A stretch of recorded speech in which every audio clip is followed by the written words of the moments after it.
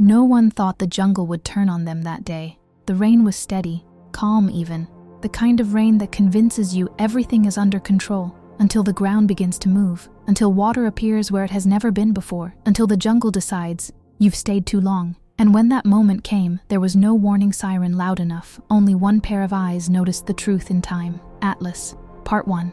The silence that meant run. The jungle had been quiet all morning, too quiet. Rain fell steadily, but not violently. Not yet. It slid from leaf to leaf, soaking the earth without urgency. Birds stayed hidden, monkeys didn't call, even the wind held back. Inside the research station, everything felt normal. Equipment hummed, notes were written, coffee steamed beside open notebooks. No one noticed the river rising, no one except Atlas. From the tree line, the silverback stood motionless. Water crept where it didn't belong, slipping over stones that had been dry for decades.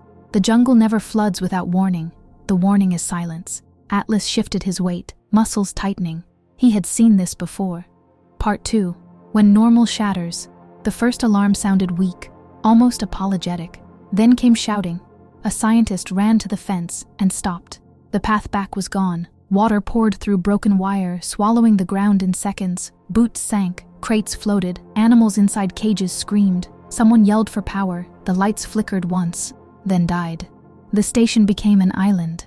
Rain intensified, drumming harder now, heavier. The river wasn't rising anymore. It was charging. From the forest edge, Atlas stepped forward. Part 3. The step that changed everything. Atlas did not rush. He did not roar. He stepped into the water as if it were solid ground. Cold wrapped around his legs instantly. The current pushed sideways, testing balance, daring him to fall. He didn't.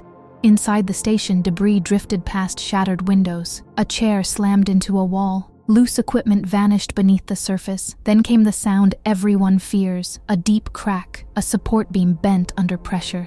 Atlas reached the doorway just as part of the roof collapsed inward. He lifted, not violently, carefully.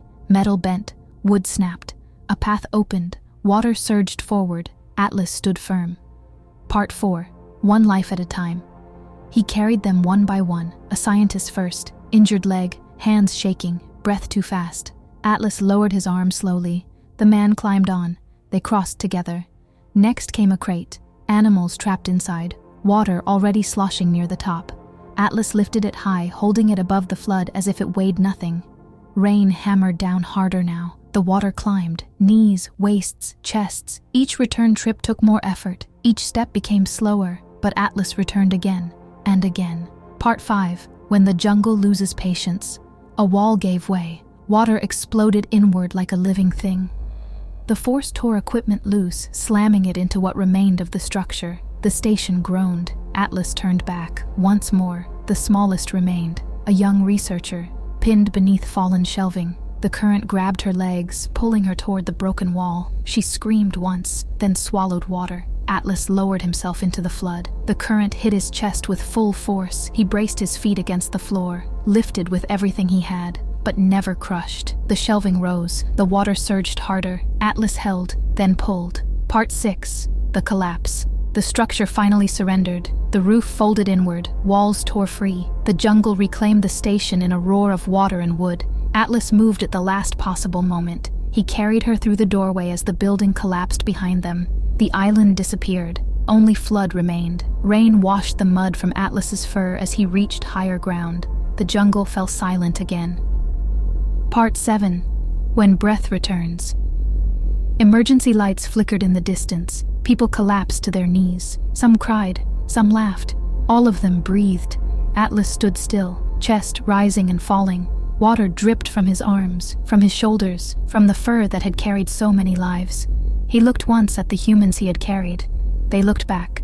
No one spoke. None of them needed to. Atlas turned and walked back into the jungle. Part 8.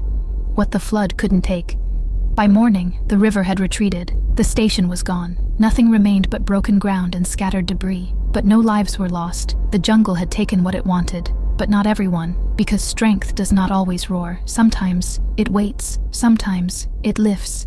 The flood did not win that day. Some stories don't ask to be shared. They simply deserve to be remembered. If this one stayed with you, you already know where to find the next.